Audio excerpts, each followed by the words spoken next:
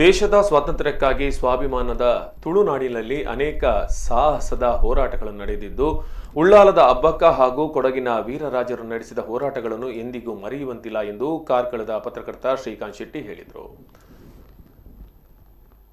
ಸ್ವಾತಂತ್ರ್ಯ ಅಮೃತ ಮಹೋತ್ಸವದ ಅಂಗವಾಗಿ ಬಂಟ್ವಾಳ ಶಾಸಕ ರಾಜೇಶ್ ನಾಯ್ಕ್ ನೇತೃತ್ವದಲ್ಲಿ ನಡೆದ ಅಮೃತ ಭಾರತಿಗೆ ಗಾನ ನುಡಿಯ ದೀವಿಗೆ ಕಾರ್ಯಕ್ರಮದಲ್ಲಿ ಅವರು ಸ್ವಾತಂತ್ರ್ಯ ಹೋರಾಟದಲ್ಲಿ ಕರಾವಳಿಯ ಕಣಗಳು ಎಂಬ ವಿಷಯದಲ್ಲಿ ಮಾತನಾಡಿದರು. ಪ್ರಥಮ ಸ್ವಾತಂತ್ರ್ಯ ದಂಗೆಯ ಮೊದಲು ತುಳುನಾಡಿನಲ್ಲಿ ಬ್ರಿಟಿಷರ ವಿರುದ್ಧ ನಡೆದ ಯಾವ ಹೋರಾಟವೂ ಯಾವ ಪಠ್ಯಪುಸ್ತಕದಲ್ಲೂ ಇಲ್ಲ, ಯಾರಿಗೂ ಗೊತ್ತಿಲ್ಲ. ಈ ನಿಟ್ಟಿನಲ್ಲಿ ತುಳುನಾಡಿನ ಸ್ವಾತಂತ್ರ್ಯ ಹೋರಾಟದ ಕುರಿತಾಗಿ ವಿದ್ಯಾರ್ಥಿ ಸಮೂಹಕ್ಕೆ ಅರಿವು ಮೂಡಿಸುವ ಕಾರ್ಯ ನಡೆಯಬೇಕಾಗಿದೆ ಎಂದರು.